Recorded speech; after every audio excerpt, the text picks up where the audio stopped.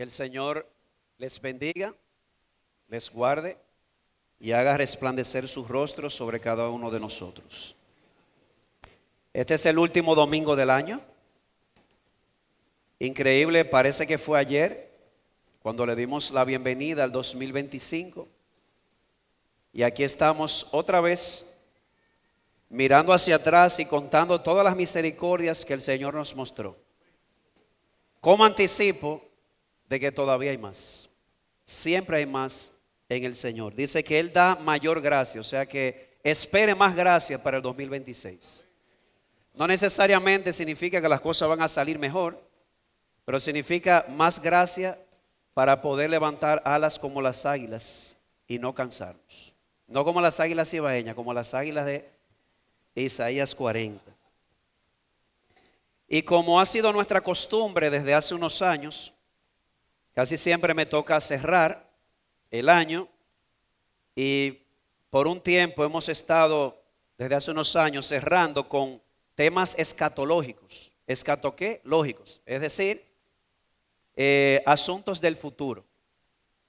De hecho, esta mañana estuvimos considerando Mateo 24 y para este momento vamos a estar viendo Mateo capítulo 25. Y el sermón lo hemos titulado Entre ovejas y cabritos. Pero antes de iniciar, vamos a orar para pedirle a Dios su bendición. Padre nuestro que estás en los cielos, sea tu nombre exaltado, sea tu nombre magnificado, porque tú eres el Altísimo, digno de nuestra suprema alabanza. Y nosotros te damos gracias, porque a pesar de que tú eres el alto y el sublime, oh Señor, te has dignado en condescender y habitar con el manso, con el bajo, con el humilde de espíritu.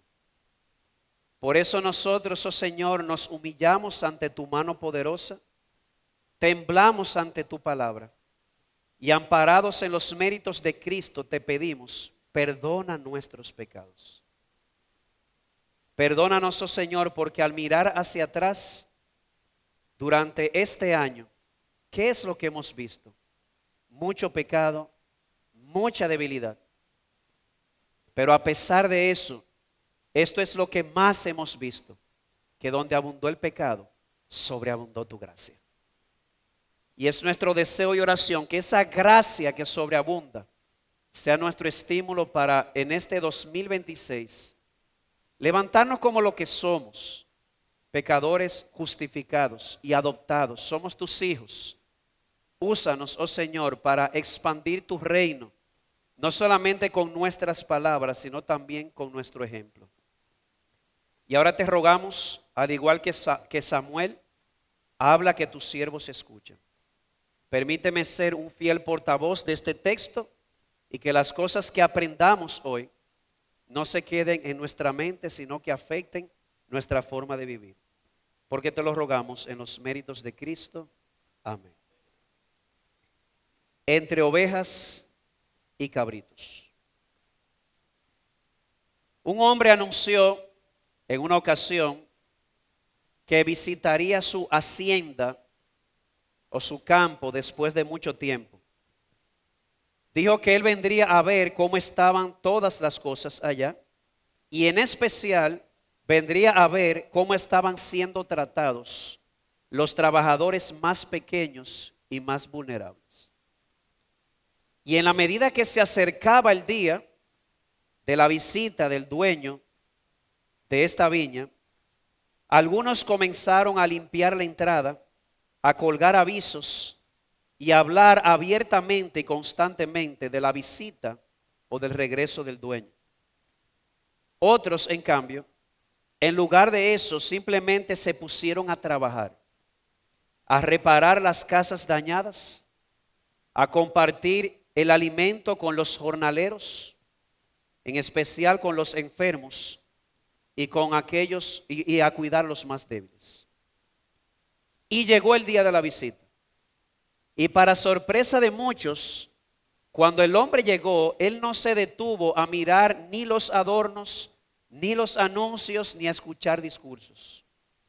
Él caminó directamente hacia los trabajadores olvidados y preguntó quién los había cuidado. Así que en ese momento quedó bien claro que estar listos para la visita no era simplemente saber que el dueño vendría. Estar listos para la visita significaba vivir cada día como si ya Él estuviese presente. Y usamos esto para ilustrar lo que hemos de ver hoy. El punto de la ilustración es el siguiente. Lo que acabo de decir es una adaptación de una parábola que se dijo inmediatamente antes del texto que vamos a estar considerando. Y su punto es este. Un día, el Señor de la hacienda, es decir, Jesús, regresará y pedirá cuentas a sus siervos de lo que hicieron con aquello que se les dio. Ese es el punto. Ese día, cuando Él pida cuentas, los fieles serán recompensados. Lamentablemente, los infieles serán arrojados a las tinieblas de afuera. Y de eso se trata el texto que estaremos estudiando hoy. El texto de hoy trata con el juicio final. Esta mañana estuvimos viendo Mateo 24 y cómo Jesús prometió que Él regresaría. Y como decía y cerraba uno de nuestros hermanos, como el día de su venida será como ladrón en la noche, nadie sabe el día y la hora. Entonces los siervos fieles lo que deben hacer es esperar, ser fieles, velar, orar y trabajar para ese día. Y lo que vamos a ver hoy se resume en dos cosas. En primer lugar, vamos a ver el texto y luego vamos a ver algunas lecciones y aplicaciones que vamos a extraer de él. Y con relación al texto, vamos aquí a ver dos escenas. La primera escena es la ocasión de este evento. Y segundo, el evento mismo. Vamos a ver los detalles que el texto nos da sobre el evento narrado. Y de hecho, en el evento vamos a ver un juicio, un juez, los juzgados, el fundamento del juicio y los resultados. Así que prepare su mente para esta estructura. Hablaremos del juicio final y veremos dos cosas en general: la ocasión y el evento. Y dentro del evento vamos a ver un juicio, un juez, unos juzgados, un fundamento para este juicio y los resultados. Comencemos con lo primero, la ocasión de este evento. Verso 31. Dice, pero cuando el Hijo del Hombre venga en su gloria y todos los ángeles con él. Note que este texto comienza con una partícula que indica tiempo u ocasión. Cuando el Hijo del Hombre venga. Aquí no se ofrece una fecha, si usted notó. Aquí simplemente se ofrece una certeza. Porque el punto del texto no es decir el tiempo exacto. Vimos en la escuela dominical que el día y la hora de su venida nadie lo sabe. El énfasis está no en el cuándo exacto, sino en el hecho de que el evento del que vamos a hablar en un momento ocurrirá cuando el Hijo del Hombre venga. Y Jesús dice tres cosas sobre esto. Primero, Jesús regresará. Una hermana decía esta mañana, pastor, yo tengo entendido que Jesús ya vino, pero volverá otra vez. Sí, la Biblia dice literalmente que Jesús vino una primera vez con relación al pecado y regresará por segunda vez para salvar a los que le esperan. Mis hermanos, Jesús va a regresar. Y eso no es un asunto de probabilidad, eso es una promesa. Y yo sé que muchos dicen, oye, desde que nuestros padres durmieron, se dice que Cristo vendrá y no ha llegado. ¿Se ha tardado? No, en Dios no hay tardanza, en Dios hay paciencia. ¿Sabe por qué Jesús no ha venido? Porque Él es paciente, no queriendo que ninguno perezca, sino que todos, aun los que están aquí, al escuchar esto de hoy, se arrepientan y se entreguen a Él. Y no solamente vendrá, Jesús vendrá en toda su gloria. Cuando el Hijo del Hombre venga en su gloria. Cuando Jesús vino la primera vez, vino como un cordero. y como un cordero fue llevado al matadero y parecía impotente. Pero no olvidemos que detrás de ese cordero había también un león. Y él regresará por segunda vez, ya no solo como el cordero de Dios que quita el pecado del mundo, vendrá como león, como el juez, como la autoridad suprema, y su rugido se escuchará en los confines del universo y de la bolita del mundo, como decía un hermano en esta mañana. Y no solamente vendrá en gloria, vendrá escoltado. Hay una palabra que en la Biblia se utiliza para hablar de la venida de Cristo. La palabra es la palabra parusía, que significa venida personal. Y en aquellos tiempos se utilizaba para hablar de un gobernador o de una persona de alto rango cuando personalmente visitaba una provincia conquistada. No es que él manda un representante, no, personalmente él iba. Y no solamente iba.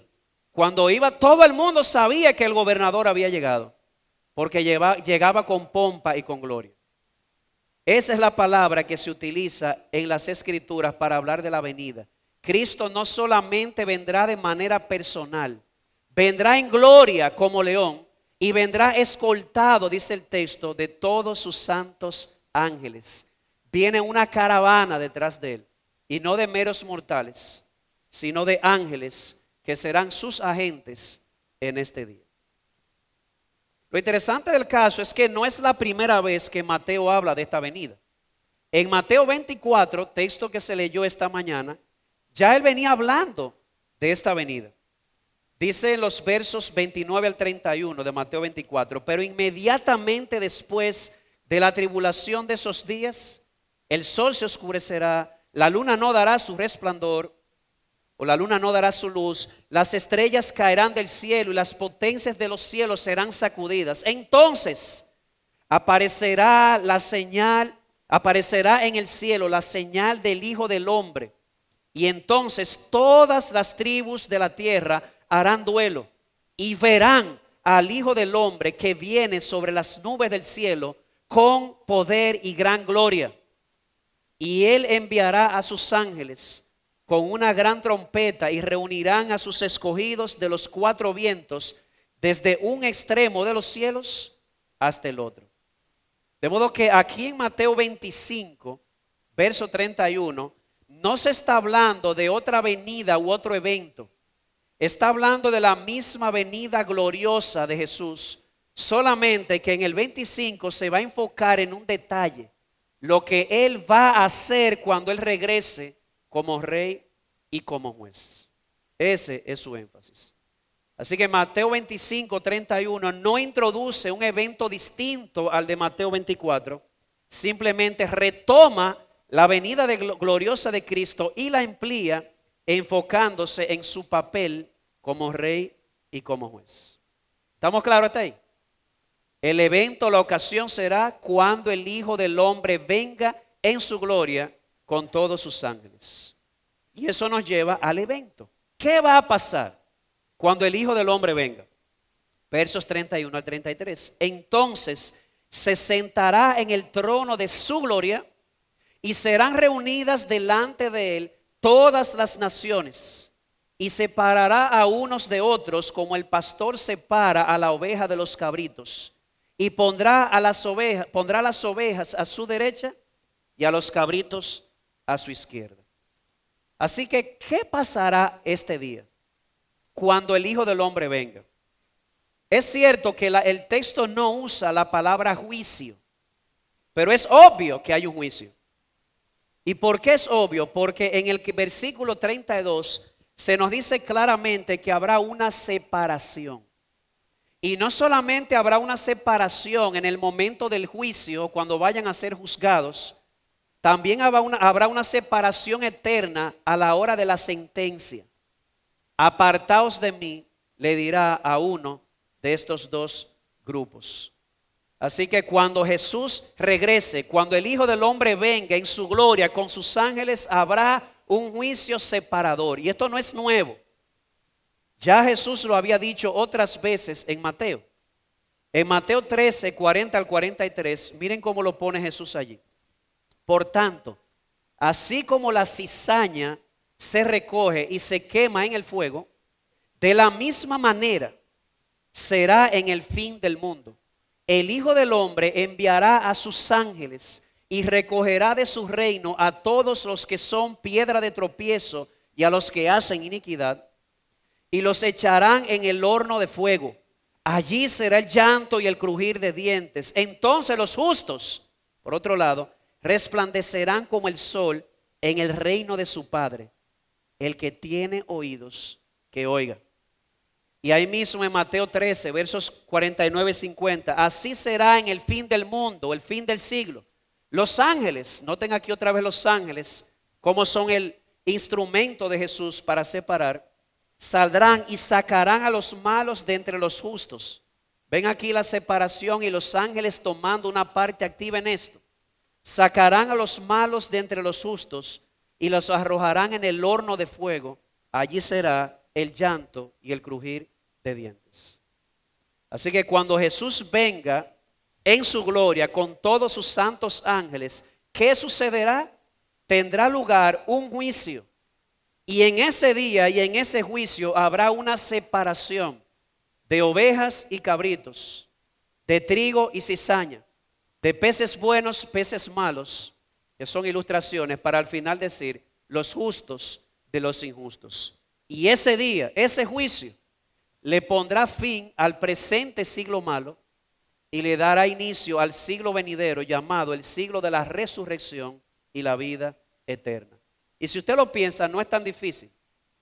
Jesús regresará personalmente en gloria y cuando Él venga habrá un juicio. Así de sencillo. Y en ese juicio habrá una separación. No se pierdan los detalles, quédese en lo general. ¿Y quién será el juez? Literalmente dice, cuando el Hijo del Hombre venga. El Hijo del Hombre es Jesús. Para el que no lo sabía, el Hijo del Hombre es el título favorito de Jesús. Jesús se refirió a Él mismo 82 veces en los evangelios como el Hijo del Hombre. Pero déjame decirte algo, este es el título más apropiado para este evento. ¿Por qué? Porque ese título tiene su trasfondo en el Antiguo Testamento. En Daniel capítulo 7, versículos 13 y 14. Yo quiero que tú veas quién es el Hijo del Hombre según Daniel 7.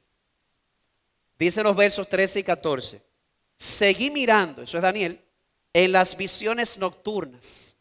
Y he aquí, con las nubes del cielo, venía uno como ¿qué? Como un hijo de hombre que se dirigió al anciano de días y fue presentado ante él. Y le fue dado dominio, gloria y reino. ¿Para qué? Para que todos los pueblos, naciones y lenguas le sirvieran. Su dominio es un dominio eterno que nunca pasará y su reino uno que no será destruido. ¿Quién es el Hijo del Hombre? Es un personaje divino, más que humano, es divino, a quien Dios le entrega un reino o un dominio absoluto porque es para que todas las naciones y pueblos le sirvan. Y no solamente un dominio absoluto, un dominio también eterno, porque su reino no tendrá fin. Y dice aquí, un hijo de hombre que venía en las nubes del cielo. ¿No se le parece esto precisamente al evento que estamos describiendo? Cuando el Hijo del Hombre venga. Así que, ¿quién será el juez? Definitivamente Dios es el juez. Pero la Biblia enseña que Dios utilizará a su Hijo Jesucristo. Todo juicio se lo entregó a su Hijo. ¿Por qué? Porque como vimos en Daniel, el Padre le entregó a su Hijo el dominio y el reino. Un dominio absoluto, un dominio eterno, para que todos los pueblos le sirvan a Él.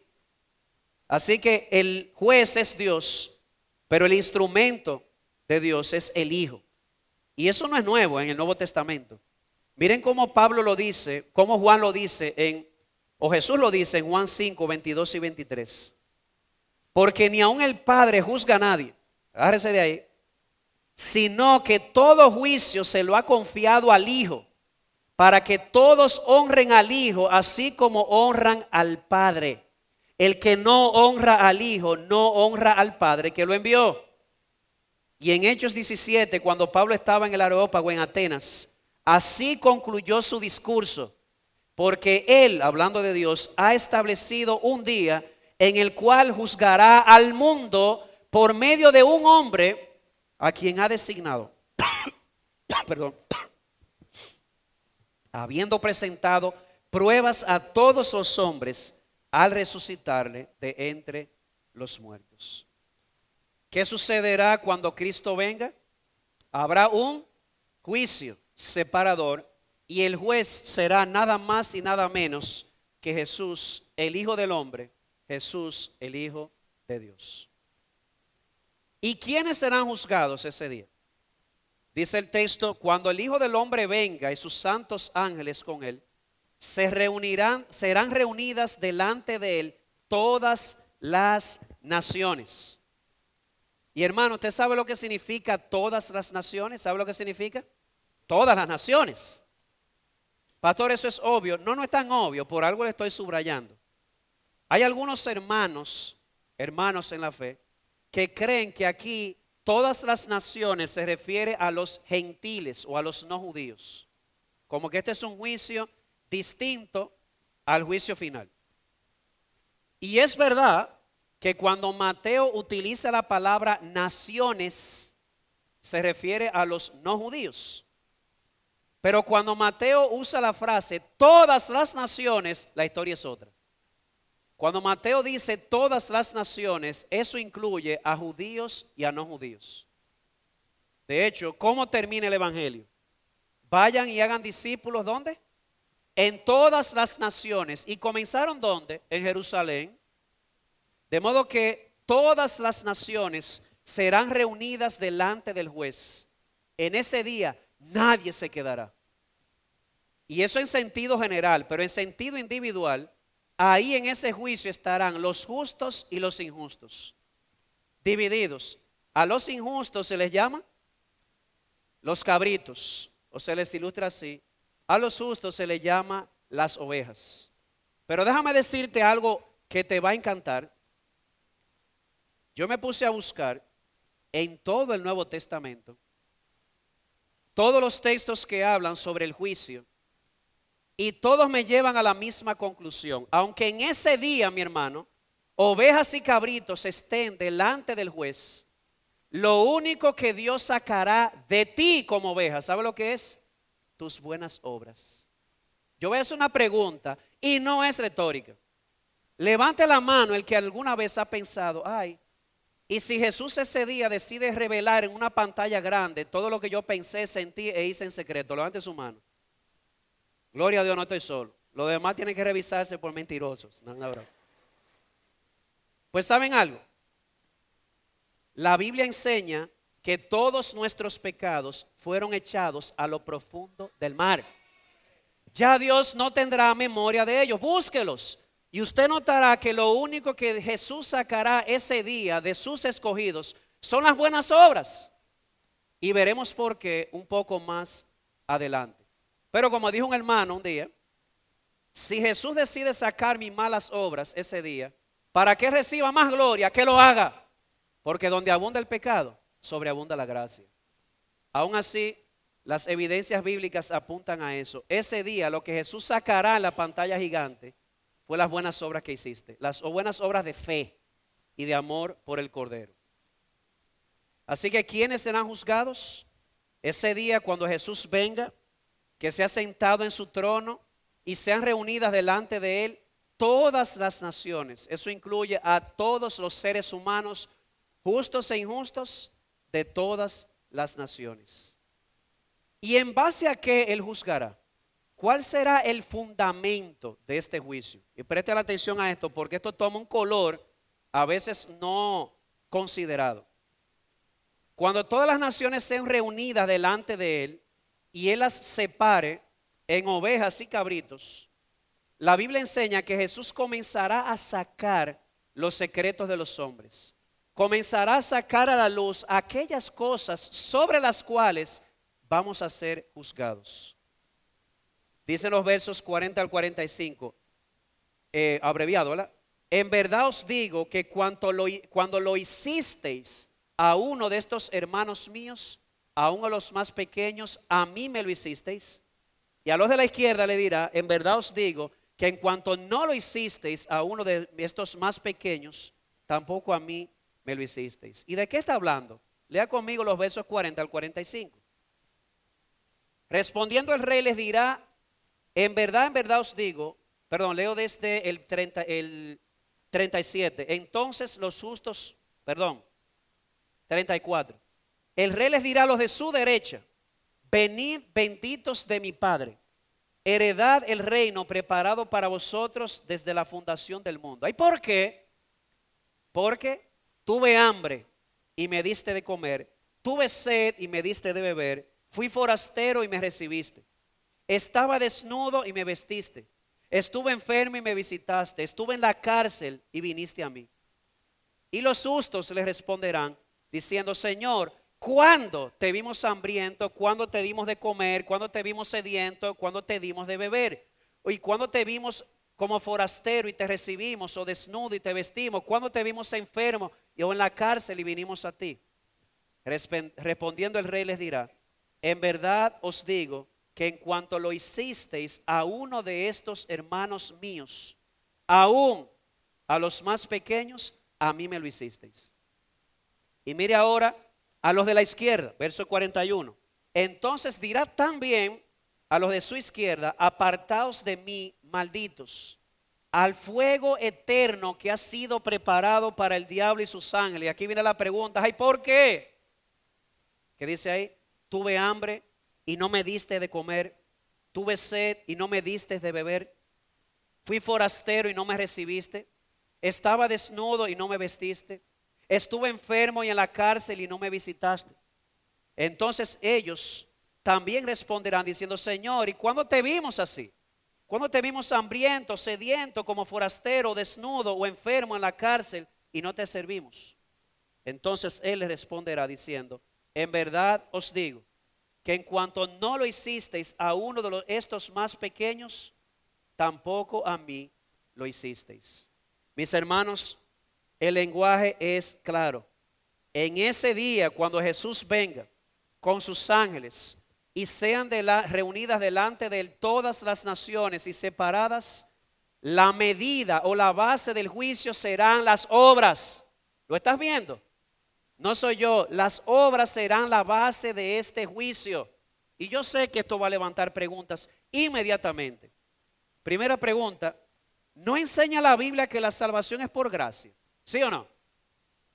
¿No enseña la Biblia que la salvación es solo por fe en la obra de Cristo? ¿Sí o no? ¿Cómo es que el juicio entonces, o la medida de este juicio, será por obras? Y la respuesta no es difícil. Nosotros no somos salvos por buenas obras, pero sí para andar en buenas obras. Las buenas obras evidencian a quién le creímos. Mi hermano, fe no es solamente creer en Jesús, porque hasta el diablo cree y tiembla. Fe es creerle a Jesús. Que cuando yo vi a ese hermano necesitado, aunque yo dudé, y si yo le doy 100 pesos, ¿con qué me quedo para mañana? Dale 50 y quédate con 50, créele al rey. Ay, pero qué riesgo visitar la cárcel con don Genaro. Olvídate de eso, en fe hazlo. Y ustedes saben dónde queda claro que esto es obras de fe. Porque Jesús dice, cuando se lo hicieron a ellos, me lo hicieron a mí. ¿En quién estaban ellos pensando en todo tiempo? En Jesús. Ellos lo hicieron por amor a esas personas, a esos pequeños. Pero también lo hicieron por la fe y por amor a Jesús. Mi amado hermano, cada vez que tú ves a un hambriento y metes la mano en tu bolsillo y lo haces por amor a esa persona, según Jesús aquí, si tú eres creyente, lo estás haciendo a Jesús. Cada vez que tú visitas a un enfermo y lo ayudas. Y esto para mí es tan chocante, porque en la medida que el tiempo pasa y la venida de Cristo se acerca, las ovejas de Cristo nos estamos preparando en tantas cosas, más doctrina, más cursos, más esto. ¿Y las buenas obras dónde están? Cuando venga el dueño de la viña, ¿ustedes recuerdan la historia inicial? Él no vino preguntando, viendo si la puerta estaba adornada. Hermanos, Jesús no va a venir a IBG a revisar si la pared está limpia. Jesús no va a venir a revisar si el aire está funcionando bien. Que gloria a Dios que funciona bien. Eso no es lo que Él va a ver. Él lo que va a ver es si nosotros, por la fe en Él, por amor a Él, visitamos al enfermo, visitamos al preso, si ayudamos al hambriento, mis hermanos, despertemos, que probablemente el fundamento de nuestra fe no esté bien puesto. Como si Él viene simplemente a entrar en una clase de doctrina, y yo no digo que sea malo, la doctrina es buena, pero la doctrina existe para prepararnos para hacer buenas obras para la gloria del Rey. Así que la salvación es por gracia, pero las obras son la evidencia de nuestra fe y ese día serán sacadas a la luz. Y por eso es que viene la otra pregunta. Pastor, dígame, ¿cuál es el propósito del juicio final? Porque Jesús sabe quién va a ser salvo desde antes de la fundación del mundo.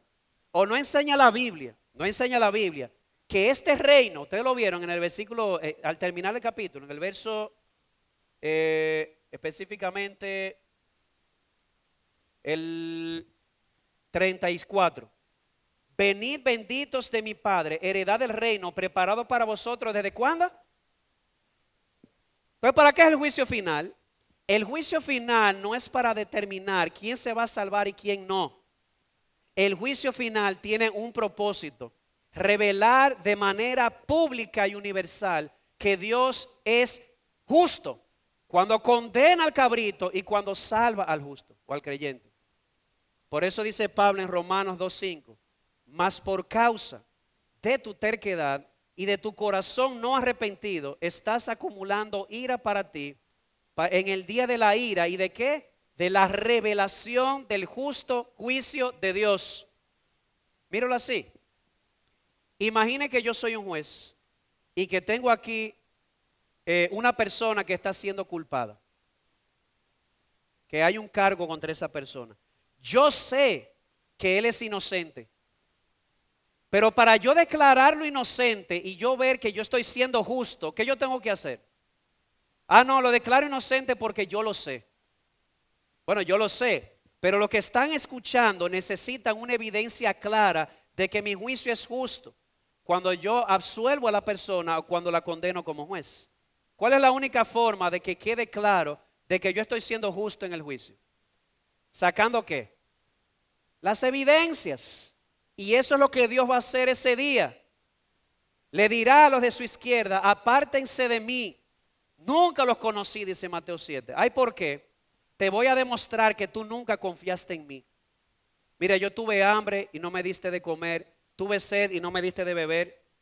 Recuerdo una vez que alguien dijo, dramatizando este día: Señor, ¿y por qué nosotros no hicimos nada? Ese es el problema, que no hicieron nada. Nuestra fe y nuestro amor y nuestra devoción por Cristo debería llevarnos a hacer, sí, la doctrina, pero la doctrina o la enseñanza tiene el propósito de llevarnos a alumbrar como luminares en este mundo. Así brille vuestra luz delante de los hombres. ¿Para qué? Para que vean vuestras buenas obras y glorifiquen ¿a quién? A vuestro Padre que está en los cielos. De modo que las obras serán nuestra medida. Tendrán como base, este juicio tendrá como base las obras, porque revelarán solo la fe de los juzgados para quien vivían, pero también revelarán la justicia del juez cuando dice apártense y cuando dice vengan benditos de mi Padre. En quinto lugar, ¿cuál será el resultado? Y ya terminando. Y estos, hablando de los de su izquierda, irán al castigo eterno, pero los justos a la vida eterna. No hay un punto intermedio. ¿Usted ve ahí el purgatorio? ¿Usted lo ve ahí? ¿Usted lo ve? Qué bueno, porque no está. La Biblia enseña que a los de su izquierda les dirá apártense de mí, malditos, al fuego eterno. Y dice el verso 46 que ellos, dice aquí, irán estos al castigo eterno, pero los justos a la vida eterna. Y me encanta cómo él describe cada cosa. ¿Qué es la vida eterna? Jesús dice, vengan benditos de mi Padre. La vida eterna es más que vivir para siempre, porque los que van al infierno van a vivir para siempre. ¿Usted sabía eso? O van a existir para siempre. Es vivir para siempre con Cristo y heredando el reino que Dios ha preparado para nosotros desde antes de la fundación del mundo. Usted y yo, si somos creyentes, a nosotros no nos interesa un paraíso donde Jesús no esté. Para nosotros el cielo o el paraíso es el cielo o el paraíso porque Jesús va a decir, vengan conmigo. Y así estaremos con Jesús por siempre. Decía Alicia esta mañana, yo quiero ver a Jesús. Hermano, usted lo va a ver. Y todos nosotros le veremos. Y me van a tener que despegar con candela porque me le voy a pegar de sus pies, lo voy a besar. Cada uno de nosotros anhelará eso porque estaremos allá por su gracia. Porque Él nos salvó. Y aún las buenas obras que se ven en nosotros también ha sido el resultado de la fe que Él nos ha dado y de su gracia para con nosotros. Pero qué triste el otro lado. Dice al fuego eterno. Ese castigo eterno dice apartaos de mí. ¿De qué te sirve existir para siempre si vas a ser excluido de la presencia de Cristo? Óyelo. Lo más trágico que puedes escuchar ese día es esto: apártate de mí. Y lo peor aún, no es solamente que vas a ser apartado de Cristo si no te arrepientes, es con quién vas a estar acompañado. Al fuego que ha sido preparado, al fuego eterno que ha sido preparado para el diablo y sus ángeles. Que por alguna razón, yo no sé quién se inventó que el diablo es el que reina en el infierno. No, el diablo será castigado. Cristo es el que reina en el infierno. Debe quedar claro. El diablo no va a atormentar en el infierno. Él será castigado y atormentado con todos sus ángeles. ¿Y puedes imaginarte una peor compañía que esa? Ay, pastor, usted me está dando miedo. Si el texto te dio temor, qué bueno. Porque el Señor pondrá su temor en nuestros corazones para que no nos apartemos de Él. Claro que no es solamente un asunto de temor. Es un tema también de amor. Porque el perfecto amor echa fuera el temor. No es solamente estamos aquí porque le tememos al infierno, estamos aquí porque amamos a Jesús y queremos escuchar cuando Él diga, venid benditos de mi Padre, heredad este reino. Así que en el juicio, cuando Jesús venga en gloria, vamos a peinarlo todo, y venga con sus santos ángeles, habrá un juicio separador, ovejas y cabritos. Dios será el juez, pero usará a su Hijo Jesucristo, a quien Él levantó de entre los muertos. Y todas las naciones serán reunidas delante de Él y separadas. Y cada quien será juzgado en base a sus obras, no porque la salvación sea por obras, sino porque las obras evidenciarán no solamente la fe o la falta de fe, sino también la justicia del juez. Y ese día solamente se escucharán dos veredictos: o venid benditos de mi Padre, o apartaos de mí que nunca os conocí. 3 lecciones con sus respectivas aplicaciones. Espero, hermano, que haya quedado claro a la luz de este texto que aunque la salvación es solo por la fe que salva nunca viene sola. ¿Cómo? ¿Usted conoce las 5 solas de los reformadores? Sola Escritura, solo Cristo, solo gracia, solo fe, solo a Dios la gloria. Sí, solo por fe, pero la fe que salva no viene sola. La fe que salva se manifiesta o se evidencia de manera concreta, de manera palpable, de manera tangible. ¿Qué es tan tangible? Como 100 pesos en la mano que usted le dé a un necesitado. Si lo hizo en amor cristiano, lo está haciendo no solamente para ese hermano, lo está haciendo para Jesús. No somos salvos por buenas obras, pero sí para andar en buenas obras. Y Dios preparó esas obras de antemano para que anduviéramos en ellas. No hay que inventarse este camino. Así que en aquel día, lo que Jesús sacará a la luz son esas buenas obras, y no para justificarte, porque ya tú fuiste justificado. La sacará para justificar tu fe o para evidenciar que tu fe siempre fue verdadera. Y de manera pública. Ustedes han oído ese texto que dice que todavía no se ha visto lo que somos, pero un día se revelará claramente quiénes somos. ¿Usted puede creerlo eso? Hermano, usted pudo haber sido el más menospreciado en su trabajo, en su comunidad, en su iglesia. En aquel día usted va a escuchar, ven bendito de mi Padre, en la presencia del Cordero. Y públicamente, fuiste fiel hermano fulano, fuiste fiel hermano fulanito, fuiste fiel hermano perisejo. Eso es lo que se va a escuchar de la boca de Cristo. Así que no seamos simples oidores, como dice Santiago, sino también hacedores eficaces de la palabra. Y mostremos nuestra fe. Tú dices que tú tienes fe, que yo tengo obras. Digamos como Santiago, yo te voy a mostrar mi fe por medio de mis obras.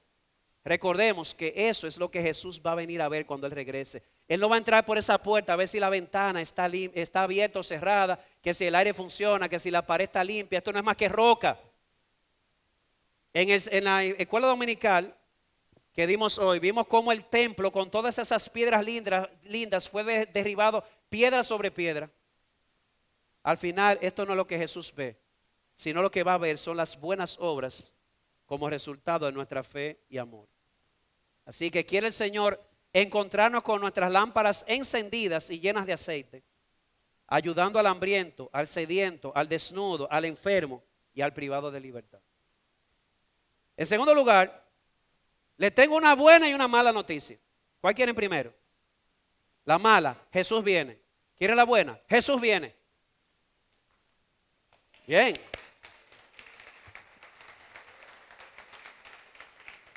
Pastor, ¿cómo así de que buena y mala? Eso va a depender de qué lado de la línea estemos.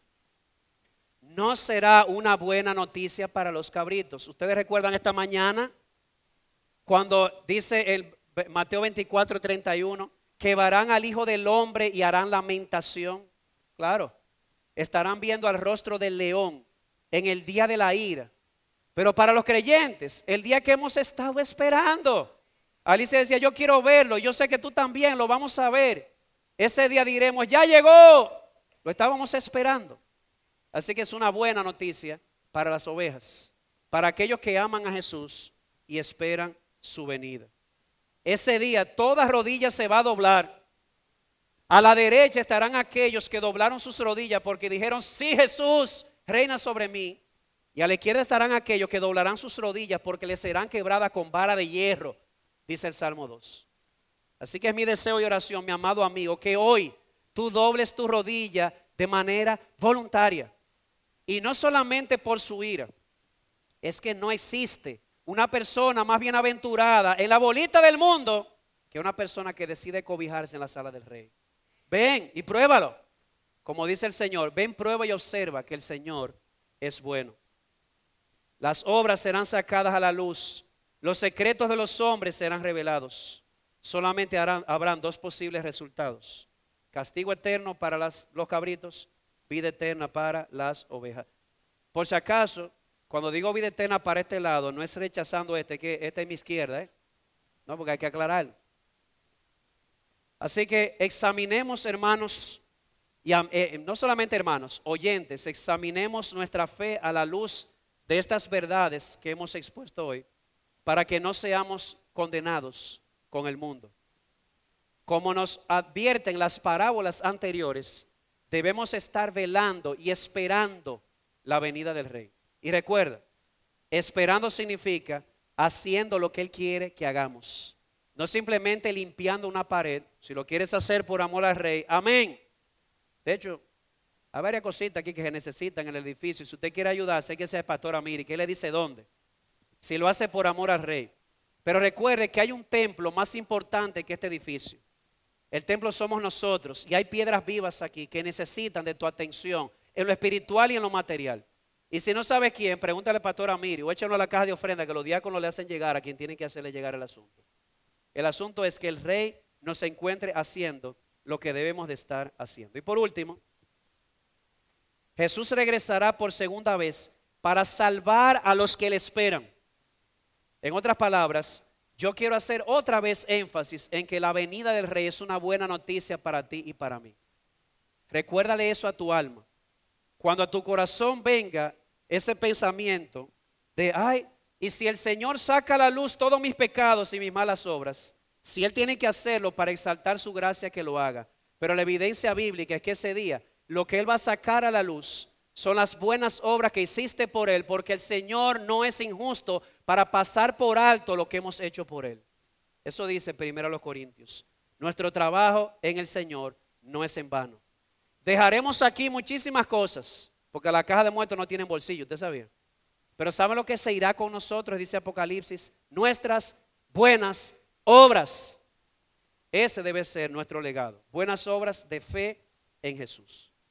Así que levantemos nuestras cabezas, amados hermanos, porque la salvación final está más cerca que cuando creímos. El reloj sigue avanzando y un día veremos, quiere el Señor concedernos esa gracia de ver ese día en que el cielo, bueno, lo vamos a ver como quiera, porque aunque muramos nos van a resucitar. El cielo se va a enrollar como un pergamino y aparecerá en las nubes del cielo el Rey de Gloria.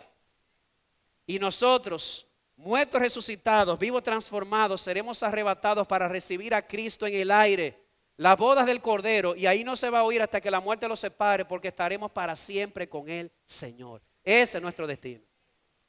Que a propósito, las damas están estudiando Apocalipsis. La gente le tiene miedo a Apocalipsis. Usted sabe que Apocalipsis es fácil. Apocalipsis se resume a esto: al final, nosotros ganamos. Ese es Apocalipsis.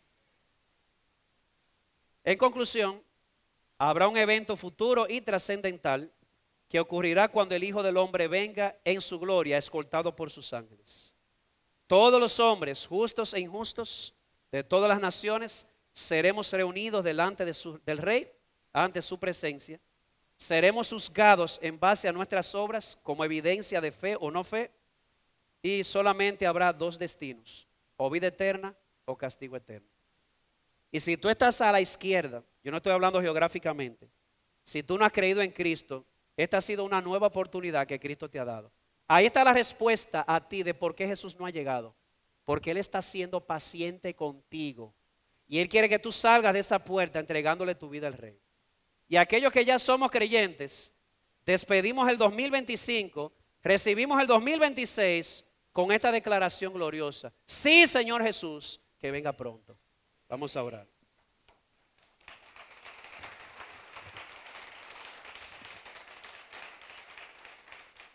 Oremos. Padre, te damos gracias por este pasaje, por este texto de tu palabra, que nos ha puesto por un lado a temblar, pero también por otro lado nos ha puesto a esperar de manera ansiosa, de manera anhelante. Queremos, oh Padre, te rogamos, como Jesús nos enseñó a orar, que venga pronto tu reino. Pero he aquí, oh Señor, cuántas personas que amamos todavía fuera de los límites del Rey, fuera de su reino. Nosotros te rogamos por nuestros familiares y amigos que no te conocen, que tú pongas en nosotros la osadía, la valentía de predicarles el evangelio del reino, y que tú nos concedas ver a más de ellos aquí presentes hoy respondiendo: sí, Jesús, que se haga en mí tu voluntad. Atráelos hacia ti, muéstrales la hermosura de Cristo, haz resplandecer la luz del evangelio en sus corazones, y que hoy recuesten sus cabezas con esta bendita esperanza de que si Jesús llega hoy, ellos escucharán: ven, bendito de mi Padre. Y aquellos que ya hemos creído en ti, ayúdanos a seguir esperando, no simplemente hablando, sino también actuando.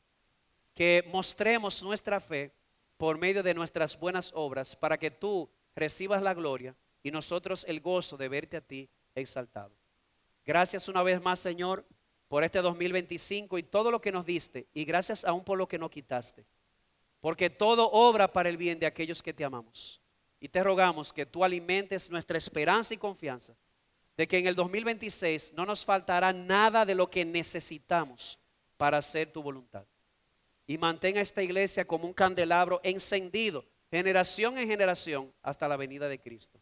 Porque te lo rogamos en sus méritos. Amén.